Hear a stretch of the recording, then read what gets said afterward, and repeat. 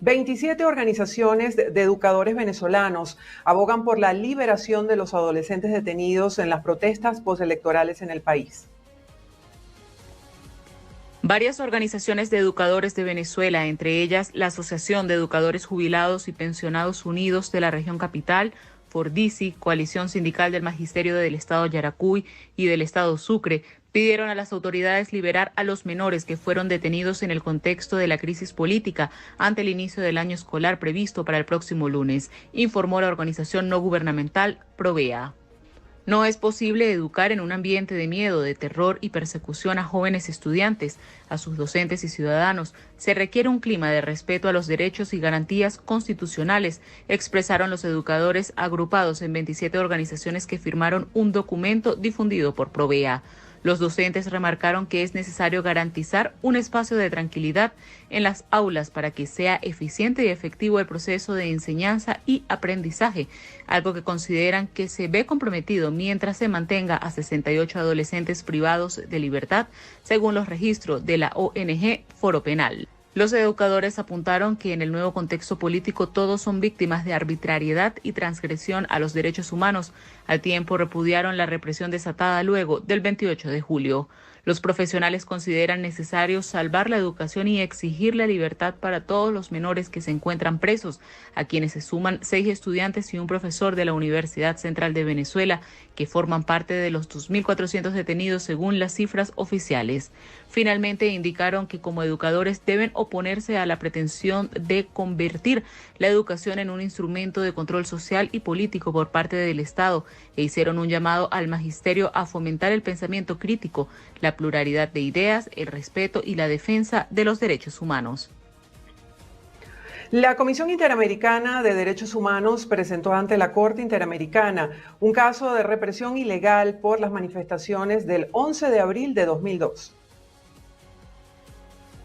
El caso 12.582, denominado Andrés Trujillo y otros, fue presentado el 9 de julio de 2024 por la Comisión Interamericana de Derechos Humanos, al constatar violaciones del Estado venezolano a los derechos a la vida, integridad personal, garantías judiciales, a la reunión y protección judicial, todos enmarcados en la Convención Americana.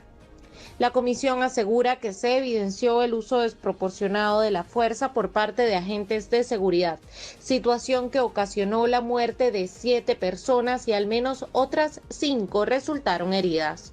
La Comisión Interamericana de Derechos Humanos indicó que el Estado venezolano no justificó un uso legítimo, necesario y proporcionado de la fuerza letal y es responsable por los asesinatos de manifestantes que no se demostró que estuvieran armados o atacando a la autoridad. Además, el organismo destacó que tras más de 20 años el caso no ha sido esclarecido ni se ha condenado a ninguna persona.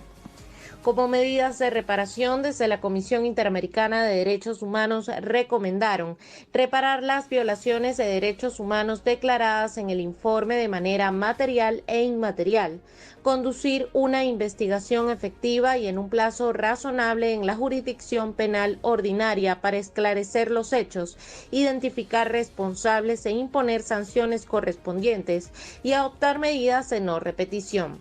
El 11 de abril de 2002, la oposición venezolana marchó desde Chuao para denunciar despidos en la estatal Petróleos de Venezuela.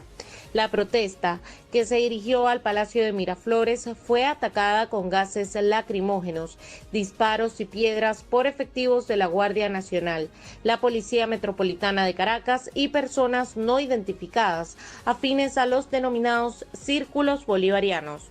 La CIDH determinó que cerca de la estación del metro El Silencio, la acción de los efectivos ocasionó la muerte a Johnny Palencia, Juan David Querales y Víctor Emilio Reynoso. En la zona La Pedrera también se registró la acción de los círculos bolivarianos que ocasionaron la muerte de Jesús Orlando Arellano, Jesús Mohamed Capote, Orlando Rojas y José Antonio Gamayo, además de lesiones a José Antonio Dávila Uzcategui, Elías Belmonte Torres, Giancarlo Serrano y Andrés Trujillo.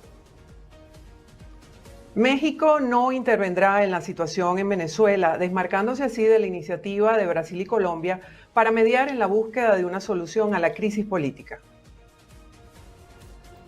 La canciller mexicana Alicia Bárcena informó este viernes que el gobierno de su país, que en agosto pidió a Nicolás Maduro que entregara la totalidad de actas electorales para aprobar así su victoria en los comicios de julio, ha tomado una posición de no intervención en la crisis venezolana. Bárcena indicó que la comunidad internacional debe dar a los venezolanos la oportunidad de que tomen sus propias decisiones con cierta soberanía y destacó que su país tiene como principio la no intervención y el respeto a la soberanía de otros países. La secretaria de Relaciones Exteriores de México agregó que esta crisis es un problema nacional, aunque también se ha convertido en un problema internacional donde confían en la sociedad venezolana para resolverlo porque son una comunidad muy capaz y muy bien preparada, así lo señaló durante la rueda de prensa. Hace un mes, el presidente de México, Andrés Manuel López Obrador, dijo que no reconocía el resultado emitido por el Consejo Nacional Electoral y pedía a Maduro que permitiera al Tribunal Electoral de Venezuela difundir la totalidad de las actas. Por otra parte, México también integró junto con Brasil y Colombia un pacto tripartito que el país norteamericano ya abandonó semanas atrás para tratar de impulsar una solución a la crisis política venezolana a través de 3 gobiernos con un perfil ideológico cercano al oficialismo. Bárcena concluyó que esa es la posición de México en estos momentos, pero no quiere decir que dejen de estar interesados por la crisis venezolana, solo que confían en la no intervención. De forma paralela a la semana de alto nivel de la ONU, este jueves se firmó una declaración conjunta sobre la situación en Venezuela que fue impulsada por Estados Unidos y Argentina y a la que se sumaron una treintena de delegaciones internacionales, entre las que no se encontraba México, Brasil ni Colombia. El documento apuntó hacia la necesidad de lograr una transición de poder pacífica y democrática en Venezuela con garantías para Maduro y para la oposición. Y a 2 meses de las elecciones presidenciales en Venezuela, la oposición convocó una protesta mundial este sábado 28 de septiembre. En Venezuela y en 415 ciudades del mundo, la oposición protestará el próximo 28 de septiembre por el reconocimiento de Edmundo González Urrutia y para conmemorar 2 meses de los comicios presidenciales del 28 de julio. La actividad se realizará en el marco de la 79 Asamblea General de las Naciones Unidas. También exigirán mayores acciones de la Corte Penal Internacional contra la administración de Nicolás Maduro ante las violaciones de derechos humanos cometidas durante las manifestaciones postelectorales. La protesta se realizará en ciudades de Canadá, Estados Unidos, México, República Dominicana, Colombia, Brasil, Ecuador, Perú, Chile, Argentina, España, Reino Unido, Italia, entre otros países. La oposición pidió a los ciudadanos convocar a 40 o más personas para concentrarse a las 12 del mediodía en un lugar seguro, leer los resultados del 28 de julio de su centro de votación, estado y del país. Además, difundir la concentración en redes sociales y usar el hashtag Yo Me Sumo y Venezuela Libre.